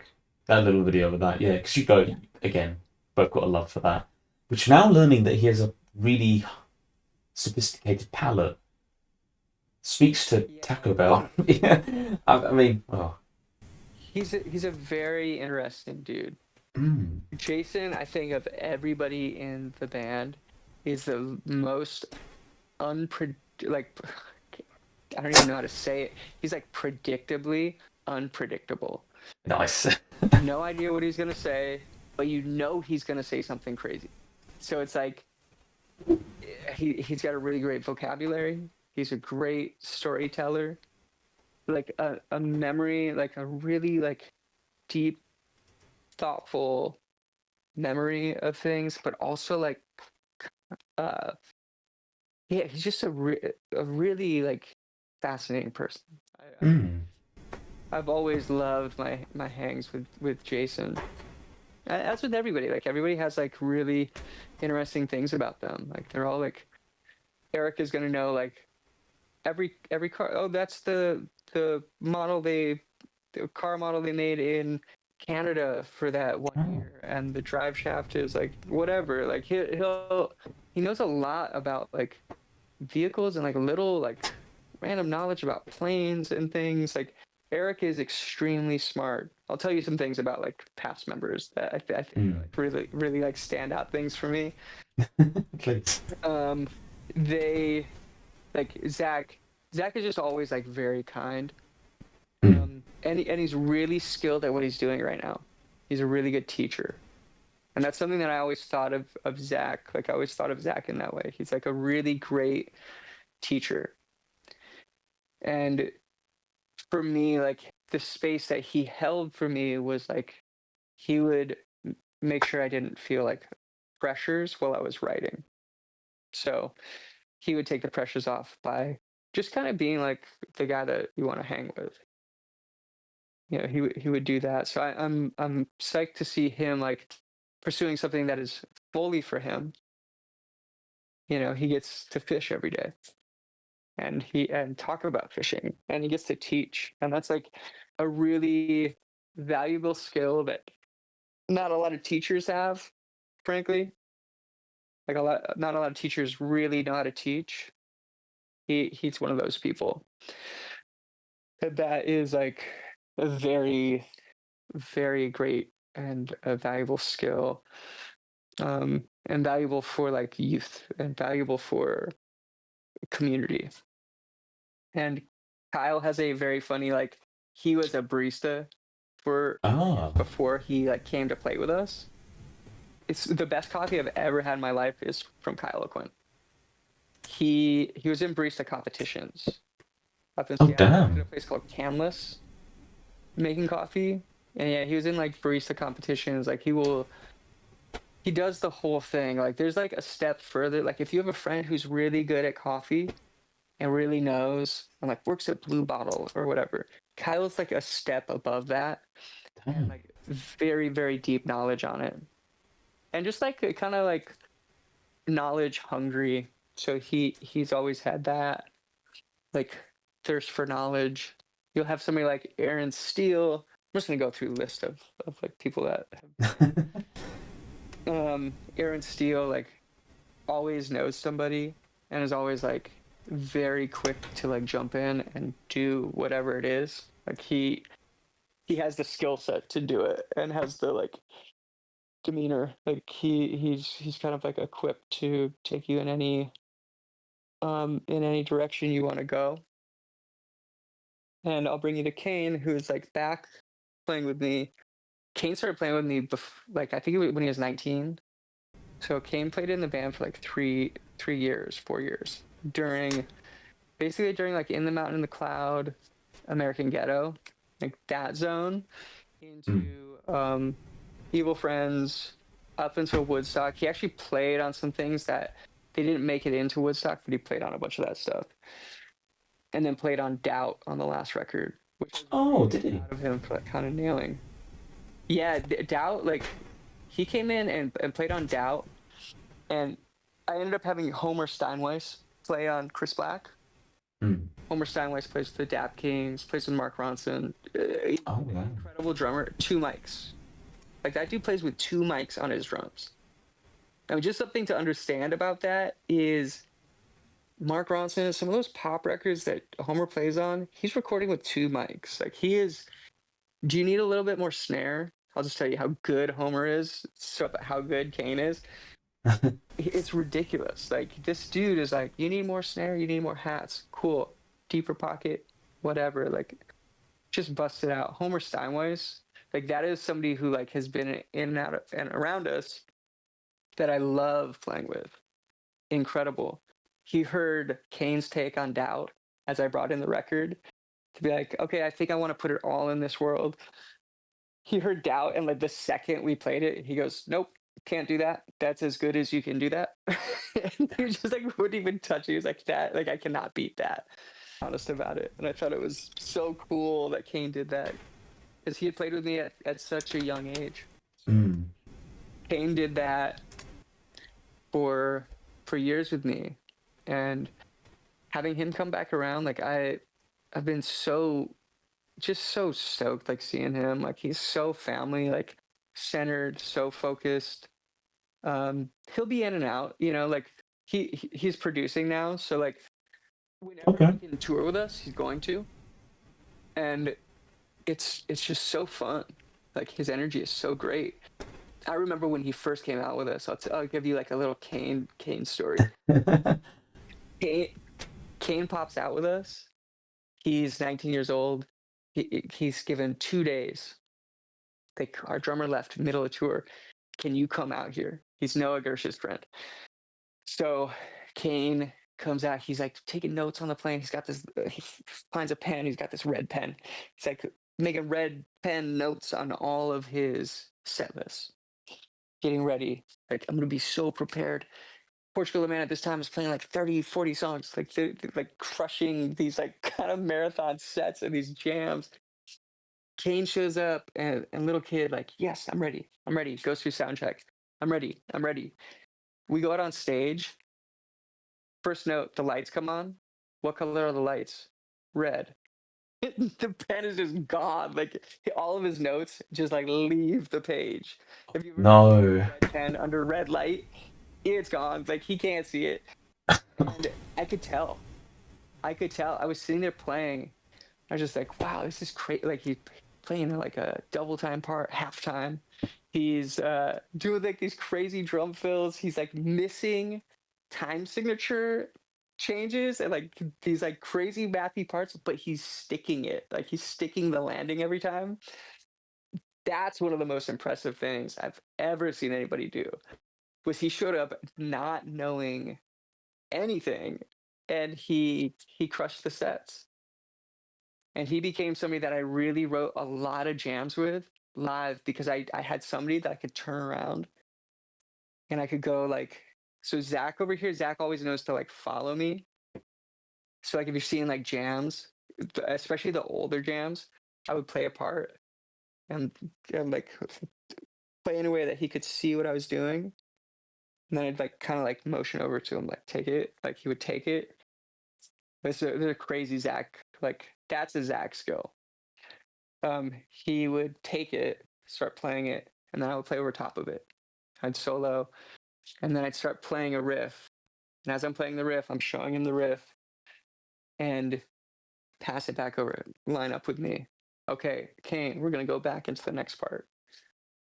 There's a lot of that, like communication on stage, like really, really good. I think that stuff is really exciting, but Kane could really crush that. And I'll go on to Noah Gersh, who played with us a while too. Like probably the best. I mean, really, really incredible like songwriter and player in his own right, and very good with sound. Like he did Dave Chappelle's show, like a Miracle Mile or Midnight Mile. Oh, okay. Is that what it was called? Like, this is so bad that I don't know what it was called. But Noah to me is like a musician. So he was with Chappelle for years after he played with us. Traveled around with Dave Chappelle. He is the most intent listener I've had on stage. Like he is like the best support player I think I've ever really jammed with. Really makes things sound very good. Really great tone. Really, really sweet kid too. Really sweet person, and really kind of came into his own post PortugaltheMan in like creating a lot of like really amazing podcasts with some like really like incredible and like influential like great people, very funny people. So yeah, Noah always had that. Nick Reinhardt is like another person in there who's been in and out. He obviously does like Nick Reinhardt things. It's like kind of ridiculous when it comes to like pitch bends and like whammy pedals. Like I love his improv. That's why I brought him in to play on this new record. I had a few parts where I was like, I'm kind of like doing this like mathier stuff. Like I have these like it's kind of riffy, like more early PTM type things. If I'm gonna have somebody like elevate that, it's gonna be Nick Reinhardt. You know, if I'm gonna be like, what would you like? What kind of like what notes do you have in there that you'd like to put on top of this? And he really brought that. I've been playing with Nick a long time. He's been in and out, off and on. And I can say, oh yeah, sorry, I was just going to say elevated, definitely, for what we've heard so far. Yeah, like it was fun. Like I already had these like these riffs. I mean, Kane and I really like threw down this record like pretty quick just to see if we could. Okay. Yeah, being able to like send things over to him and bring Nick up and just be like, can you just play like some like wild loopy stuff over this? And he would do that. And it was really fun. But yeah, a lot of like riff writing and jamming with Kane, where I was just happy to be back in like a mathy zone where there's no like structure, more like linear songwriting. It's cool. Like it's I'm like so privileged that I get to play with such talented people. And like Danny coming in, like Danny and Zoe like really kind of crushed lyrics and just like kind of being like really inspiring on this new record on Shish. As I just transition us into Shish, is that okay? If I transition here? I was going to talk about ULU Selects. I mean, you guys, you know, you take 6 years between Woodstock and Chris Black, and then you're like, ULU Selects in 2025. Oh, surprise! There's an album at the end of the year as well. So, yeah, did you enjoy focusing on less tracks to make and produce, or were the songs kind of unused things from Chris Black, or and also this is your first EP for since Under the Waves of the Brown Coat. Yeah, I do like that. It was so ULU Selects. These are like B-sides from like that kind of like floated around. I wouldn't call them necessarily B-sides. People seem Big Baby Bogota. float around Mhm. since 2014 as a title. Okay. It's a different thing than it was. So like those songs are all kind of different. It was a lyric that just kind of stuck with me. It becomes a part of this like ULU Selects thing. It was something that like I had just finished my contract. I said, you know what? I want to complete some things and I want to write like new stuff around them and I want to bring it out. Having Paul Williams around for a lot of it, I think we have more, honestly. Like there's kind of a lot more like sitting just like waiting to Oh, you little happen. And tease. yeah, I hit the ground running. Like I honestly like there's something about like man that period. It was a long period where like my jaw was broken. I couldn't really get things done. So like I couldn't really be in the studio a ton. I would try to be. And it was just difficult, like going in and out. And honestly, like I like being I like being in a position where like I'm just making the call. We're just going. I don't have to like talk to a band. I don't have to talk to anybody. There's no like I just go and make it. And that's a really good place for me to be. That's like where the band started out. So I think what you're Mm. seeing this year is more like that's what I started doing, and that's what I'm back to doing, and I feel really inspired by that. I feel inspired by the people around me. I feel inspired by change as well. Mm. Like I think all of it kind of feeds in. So yeah, I just knew that I wanted to put something out this year. I didn't expect I was going to have an album this year, but it just kind of went in, like it just started happening. I mean, really, like Kane and I were just riffing. Like we were just playing in a room together, and I Mm. was like, "What if we do this like da da da da da da da da da da bum bum bum?" And we Mm. hit it. So I extended that riff, and they become like this, you know, shish. Mm. Well, I feel like it feels like a natural transition to talk about Shish, which is your 10th studio album. We finally get to it. Um, I mean, I love the clear Alaskan homage towards the album, focusing on song names and general feel that we've heard so far. You've mentioned so many place names that I look up sometimes, and apart from like Fairbanks and Wasilla, I'm not too familiar with much more about Alaska. I should probably, but yeah. How are you feeling going at your 10th album? God. Good. I mean, it's music. It's not that crazy. Like it's not that like stuff. Like you go out and you make music. So You know what you're doing. um a lot of the like I guess a lot of the hangups and a lot of the things I see as a like person who's on online. Um I see like people getting hung up on things like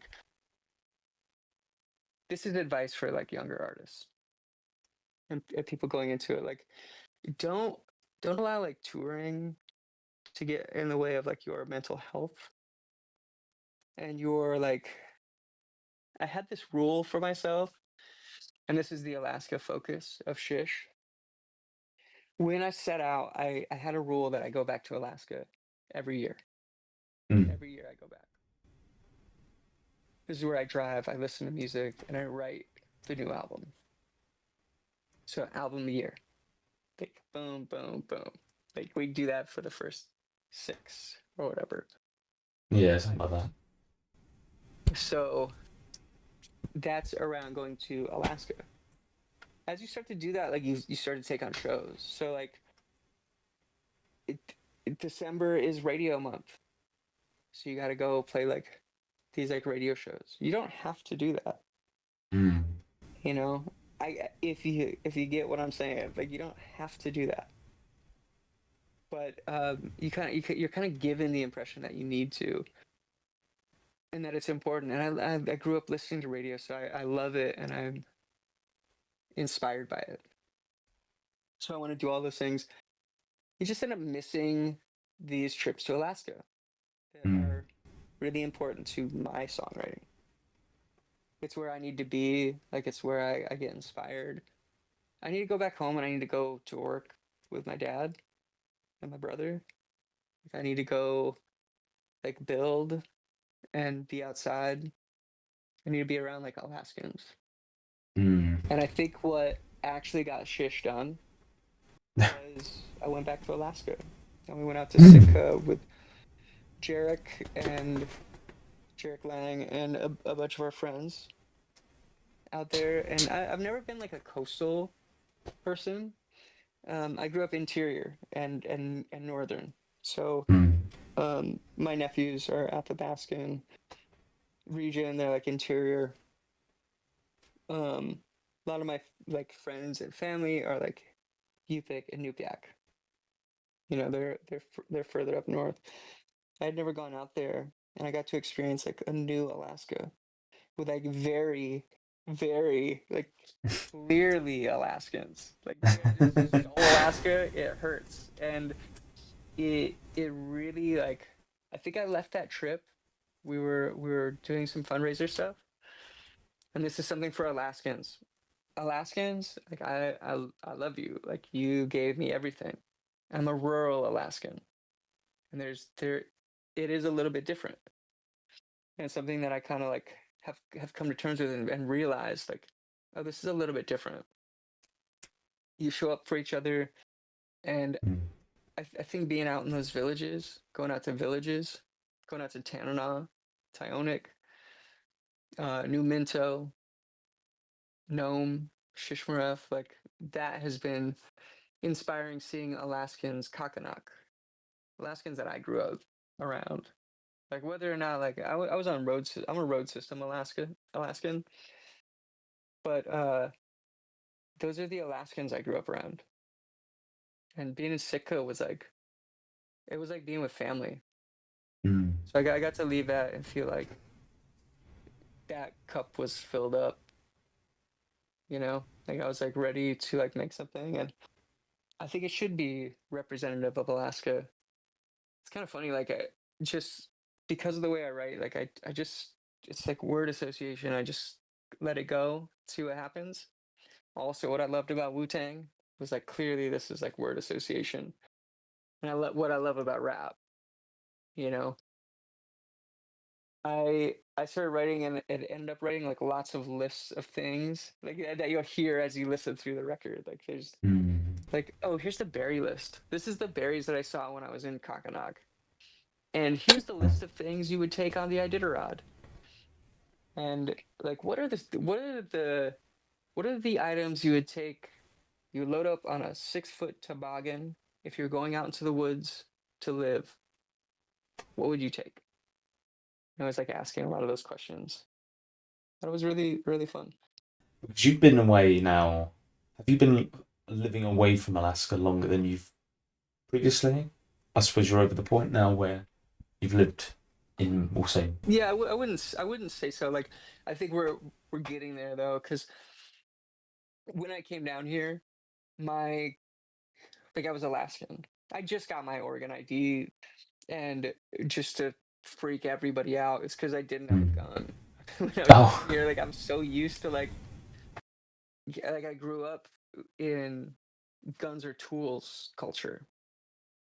That's different than city culture. Like that's actually something I don't mind going into, and I'll probably will, because that's a lot of what Shish is about too. Is I've been asked by like anti-gun groups to like speak out about gun ownership and things, and like it's a really difficult one, like conversation for me to be involved in because I'm Alaskan and they're tools. They're different than they are in cities. Like, should you have guns in in England? Like, yeah, I guess there's like some yeah. sort of hunting that happens over there. Mm. Farmers, farmers will have them.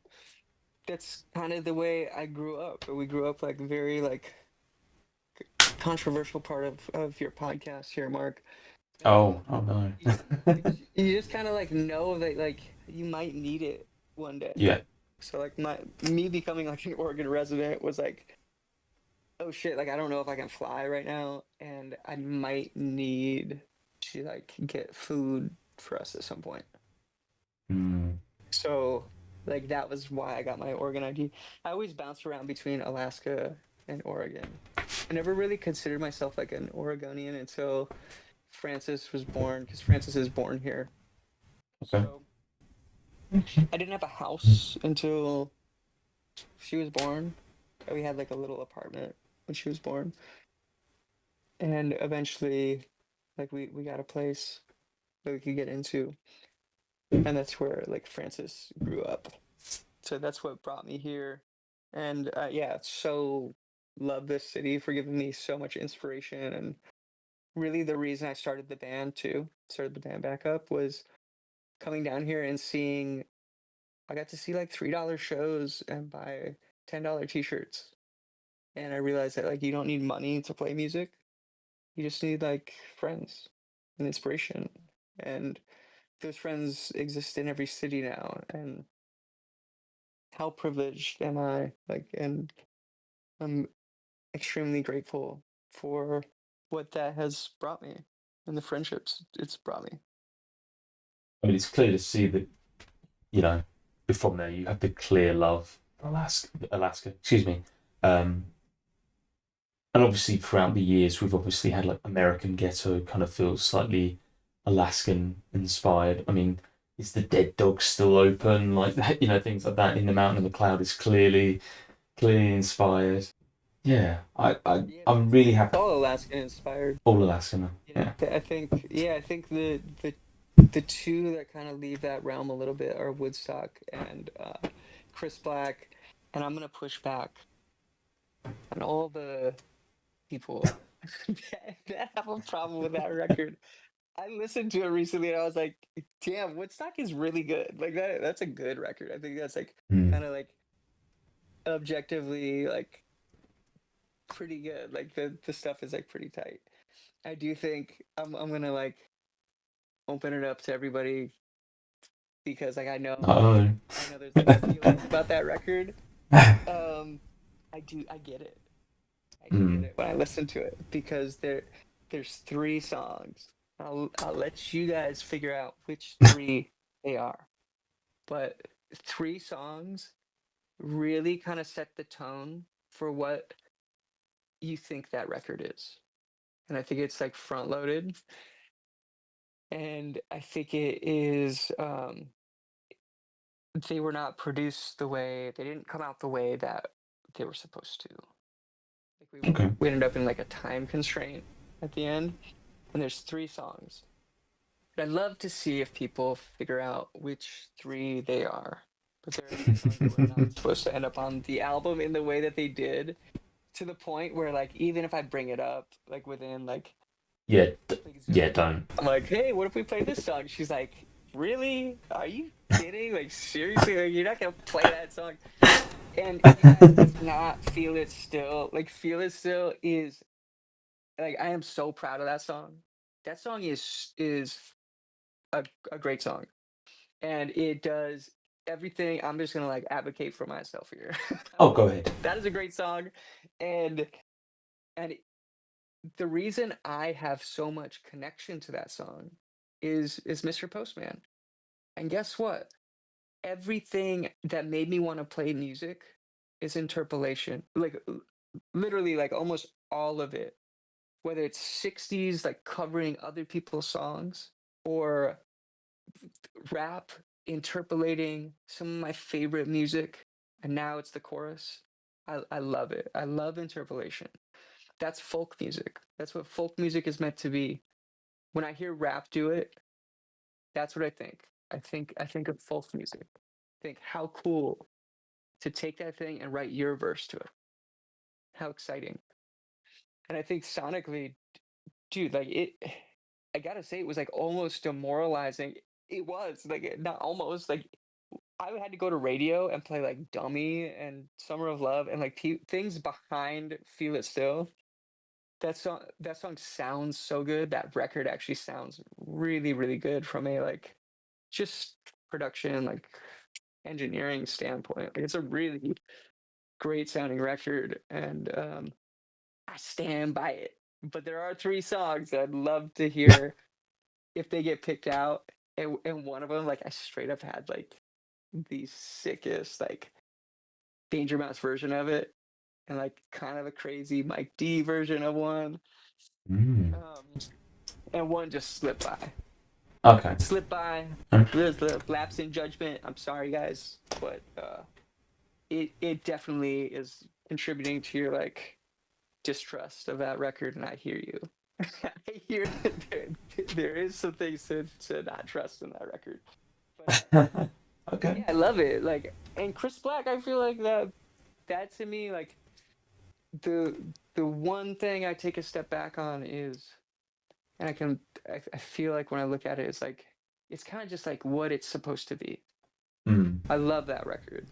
I feel like they're the best songs that I've written, and Oh, okay. if anything, it feels like a little safe, because I think it is like, to me, when I listen to that record, that's like the best songs, I, in my opinion. But all of this being said, I'm really like getting back into a room with Kane, getting back into a room with people is where like I thrive, and I think I don't think I can do that without doing it on my own, if Mm. that makes sense. So when you look at like the way things look now, like I think I needed to do that. I needed to like break away, and we'll see how I feel in the future. But Yeah. I feel like Woodstock Shish Shish. has like presented this like really great, um, inspiring like base for me to like kind of take it a step further even. So I'm excited to get out and play this stuff. Awesome. Circling back to Shish, we've at the time of recording we've had Denali, Mush, and Tanana all release. Loving all of them. On repeat all the time. Fantastic work. Yeah, fantastic. What is something you're looking forward to people hearing that we haven't heard on Shish? Like, what song? Yeah, or like a moment Like, or something in the song. Any you like. I think you like really, for me it was like, uh, I I was just writing riffs again. I mean, that's the whole reason I brought in Nick. I was like, dude, I wrote a record that like kind of needs some like Nick Reinhardt guitar. Like it should have that. There are definitely moments that like I haven't done before. Like types of things like I, songs I haven't written before. Tanana is kind of like that's different than In the Mountain to me. Like, it's different than Censored Colors, but it, Mm. it can live in the same world of like string arrangement and songwriting stuff. Like but it feels fresher to me. That's like a really like it's all just like meaningful to me. And again, Alaska brought that out of me. Like going back home, getting to be back in Alaska with Alaskans made me want to write about that. And that's like, I think songs I want to play. Like I really love Connect. I had this song that I've been messing with for a while, and it's different than when I sat down to do it. But I played on the Fender six, the bass six, and yeah, it was just like riffing around. It was fun, man. The Kane, honestly, this whole record happened because I made the rounds with labels. I talked to all of them, and Okay. I was just asking people like, "Hey, what do you think would be like if I came here? Like, what do you think I should do?" And I talked to this one dude who said, "Well, I think you know this kid. There's this young producer who's been making a lot of like really great stuff, Kane Rashad." I go, "Oh my god, yeah, I know Kane very well. Uh, I want to try to get back with him." So I reconnected with Kane, brought him in. I would say like one of the most inspiring people when it comes to like the the direction of this record, because he just wanted to sit with me as somebody who came up with me and like I came up with. He just wanted to sit with me and like jam and just play drums. And that opened up a lot of possibilities for the music. Really excited to play Father Gone, and really kind of just feeling inspired in general. Well, excellent. Wow. That is some good deep insight that we have a lot to thank, with Kane to thank for a lot on Shish. Yeah, looking forward to it. Less than a month away. Well, about a month roughly. I'm guessing you'll probably do another single. Maybe you want to tease that. I don't know. Probably can't, but maybe anything else released or. What are you I thinking? don't know. Or not? Swear there's like, dude, I just don't really like. I don't really like get into that whole thing. Like, Okay. I like thinking about like what should come out and what order should come out, and Hmm. we've done that. This is like the first time being involved, like super involved in it in a really long time. Hmm. But I know we have like a few things in the works that I just don't want to like, Yeah, completely fair. because I want to see the way they roll out. I want to see the way it like happens. Yeah, definitely like happy to have it coming. And we'll see like what tour looks like too. I do want to say like I have like some really amazing people that I think folks have seen on stage. Like people have seen like Liv Slingerland on stage with me, I believe, and Bonnie McIntosh Okay. is playing with us as well. Like both of them do like a lot of like playing with bands. And we met them through like Post Malone and like major shredders. So I'm excited to just see like the way this stuff comes together. Hopefully, like we'll see Nick at some shows. Like it's so difficult because he does like Death Grips, Bygones, a bunch of things like Disheveled Cuss, Pinback. Plays in a lot of bands. So like whenever it's possible to get Nick out, I'm gonna grab him. Whenever it's possible to get Nice. Kane, I'm gonna bring him. Joe Mangus played with me forever too. He's been popping in and out. Joe is really great. Like he's very go with the flow. Plays with Nice. feels. Um, and yeah, that very cool. Man, Red Ray. God, we've played with so many cool people. Oh yeah. Red Ray is like the sweetest. I'll tell you something about Red Ray. I met his brother and sister. Like I've met his family. And every Really? time I meet some of his family, I go, "What's he really like?" And they just smile. They go, "He's exactly what he gives you. Like he is the nicest guy." And he really is. It's really telling when you ask like a sibling, like, "What do you really think?"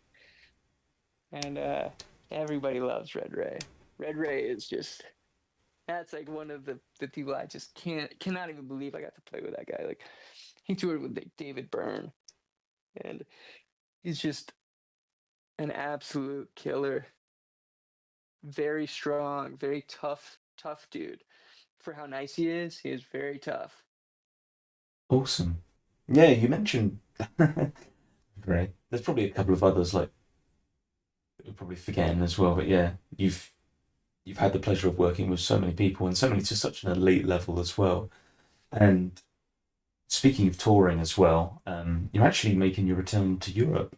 Well, again, you technically went there already this year, but you are returning to my motherland, so I have to mention that. Did you find a non-noise band, by the way, to warm up for you? To open, Yeah.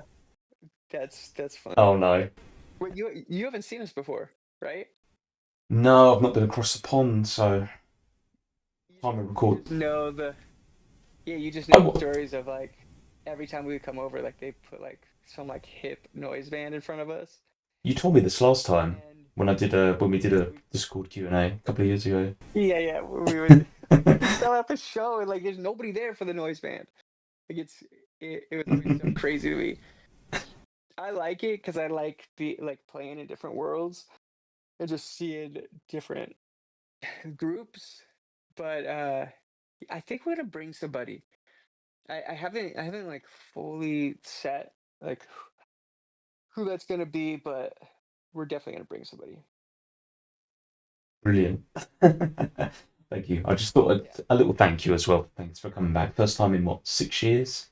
I know you popped over a little bit earlier this year as well because I saw on one of Zoe's Instagrams that Francis was walking down the street, and I know an English countryside road because of all the potholes in it. So Yeah, yeah, yeah, you will. yeah, That's I knew you were over.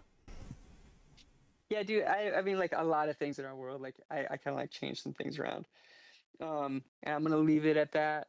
Um, we just I saw some things that were happening that were like we're not going to Europe. Why are we not going to Yeah, Europe? You know, I think people kind of like see like well, there's money or there's opportunity for us like here, and it never sat right with me. Like I always wanted like we used to go to Europe twice a year. mm. We'd be over there all the time. Big in Germany. Like Mexico.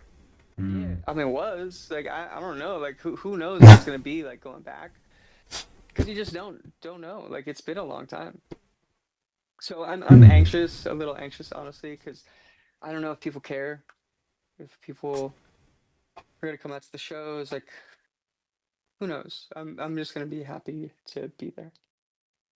And kind of one more thing I wanted to ask you actually, kind of like a wrap up before we one more little thing afterwards if you're up for it. But how would you like to be remembered? Nice and simple question. Be remembered. How would you like to be remembered? Yeah, God, I hate to sound like Mike Tyson on this, but like, who cares? go for it.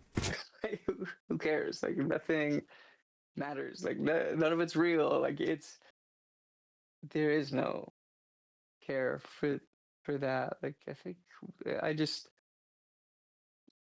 if if I was gone today, I just want Frances to like take everything that like we try to give her, and we try to show her, and we try to teach her.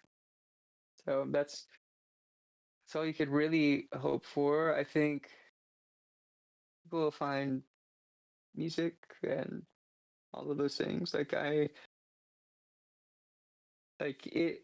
It's crazy to me to even think that we're all here at the same time, even though it may not make sense. But I think about that all the time. Like, what if you weren't born? Like, what if there's so many factors and so many different paths that people can take, and ours let us like here. Um, if you are in a bad situation, you can find yourself out of it. You should try. Because that's all we have is like right now. Like, take it. It's part of the reason that like just to get very political at the very end. It's why That's these fine. ICE raids are ridiculous. It goes against everything we're supposed to believe. That there's opportunity here. You can find it Mm. here. It's harmful to families. It's harmful psychologically, mentally, emotionally. Like my friends who are here, who have visas, who have citizenship, are scared. That's not what we Mm. need. We don't need that. We don't need like division. We don't need people running around in our streets masked up, sunglasses on, badges covered, and flashing their lights at me as I'm driving down the freeway. Yeah, You're not cops. Like, get out. I got no time for it. This is why I believe in the things that I believe, and why I stand by those beliefs, and why I can't be a part of your campaign for your thing. mm. I just want to be around for doing the best we can with the options given, and let's try to break those options down. Let's try to expand those options. You know, that's why I showed up for Bernie. Yeah. That's why, like, that's probably the one person that I showed up for and was like, no, there's Cornell West. You know, I think there's like moments where like I saw like some real like serious people who really cared deeper than just about themselves. And I got no time for selfish people creating anxiety and stress for folks that are not bothering you. It's soft. I actually think it's so soft. All of this like facts over feelings stuff and fuck your feelings, like all these like buzzy slogans that get thrown at us over here are stupid and weak. I think it's weak to I think it's weak to hate. I think everybody knows our stance on everything, but Yeah. there's like a reason I do the things that I do now, and I mean, yeah, we all see, like, you can see so clearly, and you have been able to see for forever. As long as the internet has been around, we've seen what's happening in Palestine too. We've seen it. You can see it. You can go back. You can watch old videos. They post videos. They post their own videos, and you can see what's happening there, and you can see that it's destructive and it's disgusting. And really sorry to end on this note, but No. I think it needs to be said at some point while we're talking that I think all of this is like, you asked me how I want to be remembered, and there's so much happening in the world that matters so much more than like my little thing. I got it. Like I already got more than most people, and like I feel really lucky to have that. And dude, none of that stuff happens without people, without my community, without support, without us showing up for each other, even just to have a good time tonight. Like that's why all that stuff happened, and I'm extremely grateful to y'all on Discord, y'all on the Reddit, y'all posting on other Reddit threads and other threads, and all that stuff matters. Like that's like what it is. Like people take time out of their day to do that. People take time out of their day to post a photo of us on Instagram or our song or repost a thing. That's what I think about all this stuff. Like I think, wow, that's so crazy that somebody took the time to paint a picture of me and post it on their page. And then eventually I work with her, and her name's M Steele, and she's cool as hell. And she becomes a part of the crew. And that's like where I find all this stuff to be really exciting, energetically, like emotionally. It's like seeing community. That's what I love about playing music. And I love that you guys will have more to go to after I'm gone. Like it's just a thing. Like you're just waiting for the next thing anyway. So let's do that and support each other. And yeah, I just want to say thank you to Mark. Like when I Oh. I was like, this is like so funny that like you would make a podcast around this band of all bands. Like we are not a like social media like, we're not like out in like mainstream. Oh, give yourself some credit. Come on. Well, you know what I'm saying though. Like I'm not like Yeah. we're not on TMZ, dude. Like we're not out there looking for that. And I saw that, and they're like, yeah, you take time out of your day, dude. Like it and out of your life. And I listen, and like I hear people talk about like their lives and what they do, and I think it's really fun for me, for anybody that listens to this. Like it's cool hearing your stories and like hearing like, oh, this person does that. Like, oh, that's cool. Like I see them pop up on my socials. Like I see them around. That's really interesting. And I mean, I think that's the nature of this like all these parasocial relationships that we have with like people that we don't really know. Like, like we haven't kicked it, but I do feel like I know you, and I do feel like I know the people that jump onto the podcast, and I'm extremely appreciative. Thank you. Like, you don't need to do any of this stuff, and it really means a lot, and it means a lot to every single artist, whether they tell you they read the comments or not. Like, Yeah. they appreciate it, and they all do. They all stand by that. If you see somebody who doesn't, like, you know what to do. It's not. I don't support that. You know. Well, that's very kind of you to say, by the way. That was a really lovely message beforehand, and then what you said about me as well. That was fine. What you said about me. Uh, I just did this just because I wanted to learn how to edit and do YouTube just basically, and like try and practice talking to people a little bit better. And it's definitely got. I listened back to the first one not too long ago, and oh my god, I'm just like a scared little boy, and now I'm just it's chill. I've relaxed so much more.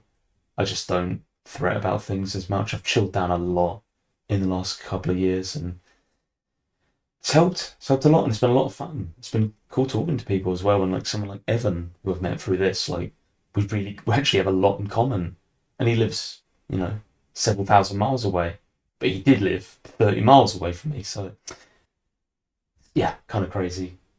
The song game at the end of the episode, so you've got 10 questions. It's kind of like 20 questions, but 10, because I like it harder. You've got one, it can kind of be yes or no, one song, entire discography. I've got it written down. Yep. Yep, that's it. That has been released to the public, I should state, as well. These are songs where I'm a credited songwriter. Anything PortugaltheMan will say, so nothing Anatomy of the Ghost. I'm not mean. Yeah. But yes. Yeah. Of course, but I have some things that like are kind of like not exactly like on our albums, you know what I mean? Yeah.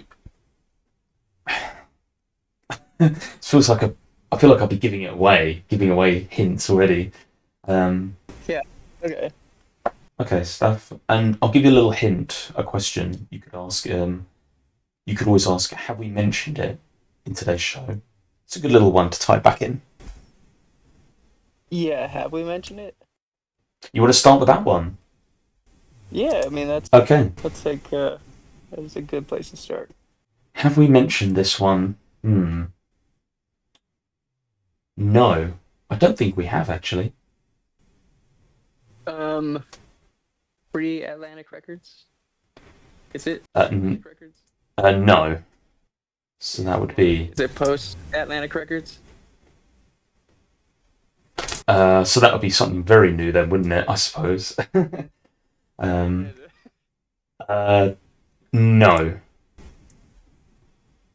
All right, so I guess it's 3 records. You down to 3 albums, 3 questions in. You are a pro. Yeah. Okay, so am I the sole songwriter on it? Yes. Yeah. You mean like is there a feature or that kind of thing? Yeah, there isn't. No. I mean like credited. I'm asking this because In the Mountain and the Cloud is written by me. It's before like I had other people in the studio.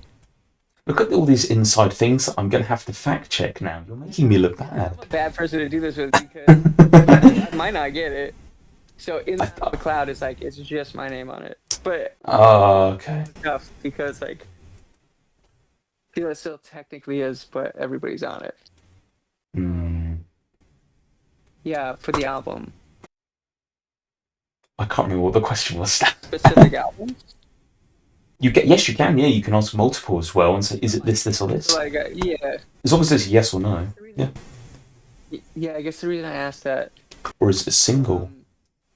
Like a single off record. Yeah, are we the artist? You are the well, yeah, you are the artist. Yeah, that's a free one. Am I a feature? Is what I was asking. Oh no, not a feature. So that was 1, 2, 3. That you've had 5 questions. You've got 5 left, or 4 and a guess. Yeah, it's It's on an album then. It's not post-Atlantic. Is it Evil Friends? It is not on Evil Friends. Is it on Woodstock? It is on Woodstock. Okay, so I have like how many questions left? You've got 2 to guess. Okay, I'm just gonna guess. Noise pollution. No, which is actually what I was going to call this show, but I was like, does anyone want to listen to something called Pollution? That's funny. Well, it's too long for anybody to listen to. I can tell you that already. I'm just gonna guess again because I just wanna. These are my 2 favorite songs on the record. Mr. Lonely. It is not Mr. Lonely. Wow, that would be a good podcast name for this one too. Wow. Yeah, guys, it's always What are you trying to say? but no, I'm not trying. I'm gonna say that. What was it? You've got one more guess. Oh, I do. I'm just gonna guess a song again. Like I'm just winging. Yeah, sure. Keep on. Oh, no. What was it? I was Live in the Moment. Live in the moment. There's some good references to where we're at in those song titles. So I never thought about that actually. Yeah, pretty funny. Well, unfortunately, you did not pass, but that was the most in-depth, intense one of those ones. Well, not a lot, but anyway. I guess I should have just guessed albums. Yeah. You kind of did. I like that. I didn't guess it. What? Damn. Like, what kind of questions would I have asked to get there? Normally pre-2010 is a good first one because it kind of splits it down the middle. But as you keep releasing things, it's getting harder. So when Shish comes out, you're making it harder for all the other players. You're making it. You could release 100 extras. You just make it infinitely harder.